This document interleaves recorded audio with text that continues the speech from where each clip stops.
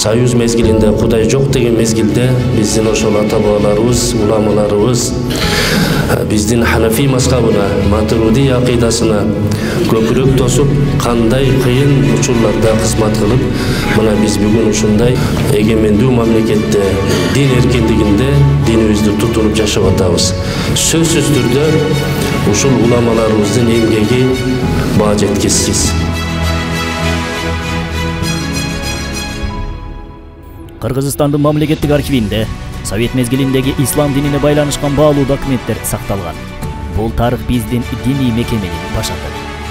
1943 жылдын 31 июлунда СССР Жогорку Советинин президиумунун номер 55 токтому менен Орто Азия жана Казакстан мусулмандарынын диний башкармалыгын түзүү чечими кабыл алынды. Ушул эле жылдын 18 октябрында Өзбекстан СССРнын Борбор шаары Ташкентте мусулмандардын курултайы өтүп, жаңачылган диний уюм Орто Азия жана Казакстан мусулмандарынын диний башкармалыгы деп аталган.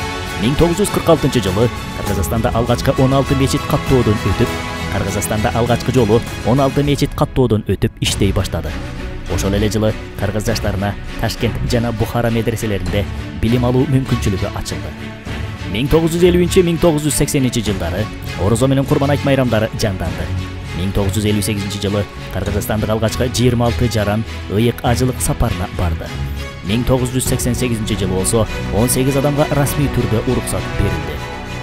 1992 жылдын 25-26 августунда Бишкек шаарында Кыргызстан мусулмандарынын алгачкы курултайы өткөрүлүп, өлкө тарыхында муфтият имарат менен камсыздалды. 1991 жылдан 2025 жылга чейин республикабызда 4002 мечит курулуп, расмий каттоодон өттү. Бүгүндө 166 диний окуу жайы бар. Анда 13435 студент билим алып, 1582 мугалим эмгектенүүдө.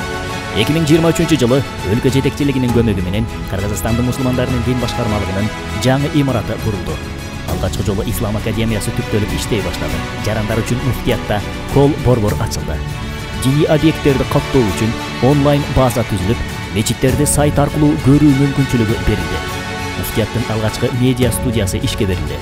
Infodоcs системасы аркылуу толугу менен электрондоштурулду.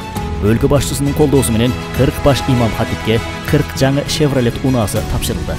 Заманбап шарттары менен 8 кабаттуу жаңы муфтият имаратынын курулушу башталуу алдында турат.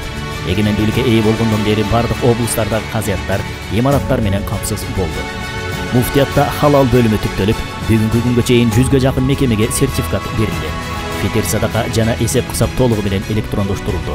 Ажылык жана умра тармагы толугу менен санариптештирилди. Эл аралык байланыштар жаңы бийиктикке көтөрүлүп, дүйнөлүк деңгээлде конференциялар жана форумдар өткөрүлдү. Муфтият ислам динин сактап, өнүктүрүп, элди биримдикке үндөгөн руханий мекеме. Дүйнөдө тынчтык, элибизде ынтымак, жүрөгүбүздө ыйман болсун.